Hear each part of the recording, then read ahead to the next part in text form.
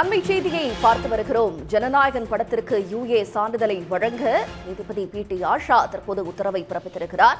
ஜனநாயகன் படத்திற்கு யுஏ தணிக்கை சான்றை வழங்குமாறு மத்திய திரைப்பட தணிக்கை வாரியத்துக்கு ஹைகோர்ட் உத்தரவை பிறப்பித்திருக்கிறது. ஜனநாயகன் படத்துக்கு யுஏ சான்றை வழங்குமாறு மத்திய திரைப்பட தணிக்கை வாரியத்துக்கு ஹைகோர்ட் உத்தரவை பிறப்பித்திருக்கிறது. அண்மை செய்தி. இன்று காலை இது தொடர்பான தீர்ப்பு வழங்கப்படும் என்று ஏற்கனவே அறிவிக்கப்பட்டிருந்த நிலையில் யுஏ சான்றை வழங்குமாறு மத்திய திரைப்பட தணிக்கை வாரியத்துக்கு நீதிபதி ஆஷா உத்தரவை பிறப்பித்திருக்கிறார். ஜனநாயகன் படத்தை மறு ஆய்வுக்கு அனுப்பிய உத்தரவை ரத்து செய்திருக்கிறது உயர்நீதிமன்றம். திரைப்படத்தை மறு ஆய்வுக்கு உட்படுத்த வேண்டும் என்று தெரிவிக்கப்பட்டிருந்த நிலையில் அதனையும் உயர்நீதிமன்றம் ரத்து செய்திருக்கிறது. இது பற்றிய கூடுதல் விவரங்களை தருவதற்காக சிறப்பு செய்தியாளர் ரமேஷ்குமார் இணைகிறார். ரமேஷ்குமார், விவரங்கள்.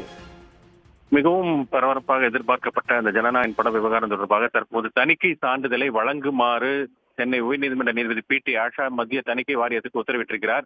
மறு ஆய்வுக்கு அனுப்ப வேண்டிய அந்த முடிவை ரத்து செய்து உத்தரவிட்டிருக்கிறார். ஆக ஜனநாயகன் படத்திற்கு வெளியாவதற்கு உள்ள சிக்கல் என்பது தற்போது தீர்வாயிருக்கிறது. இந்த படத்தினுடைய பின்னணி என்று பார்க்கும்போது கடந்த வருகிற இன்று 9ஆம் தேதி தான் அந்த படத்தை ரிலீஸ் செய்வதாக ஏற்கனவே அறிவித்திருந்தது. இந்த நிலையில தான் அந்த மத்திய தணிக்கை வாரியம் மறு ஆய்வு குழு கணக்காக எடுத்து அதை எதிர்த்து தான் சென்னை உயர்நீதிமன்றத்தில் அந்த பட தயாரிப்பு நிறுவனம் வழக்கு தொடர்ந்தது. அதன் அடிப்படையில் தான் இந்த வழக்கில் தற்போது நீதிபதி பி.டி. ஆஷா ஒரு பரபரப்பான உத்தரவை வழங்கியிருக்கிறார். தணிக்கை சான்றிதழை உடனடியாக வழங்க வேண்டும் என்றும் மேலும் மறு ஆய்வுக்கு அனுப்ப வேண்டிய அந்த முடிவை ரத்து செய்து அது அதிகார வரம்புக்கு அப்பாற்பட்டது என்றும் தெரிவித்திருக்கிறார். எனவே தற்போதைய நிலையில ஜனநாயகன் படம் வெளியாவதற்கு எந்த சிக்கலும் இல்லை. இந்த நிலையில இந்த உத்தரவு நகலை உடனே வழங்குமாறு மத்திய அரசினுடைய கூடுதல் சொலிசிட்டர் ஜெனரல் ஏ.ஆர். சந்திரன் கேட்டுக்கொண்டிருக்கிறார்.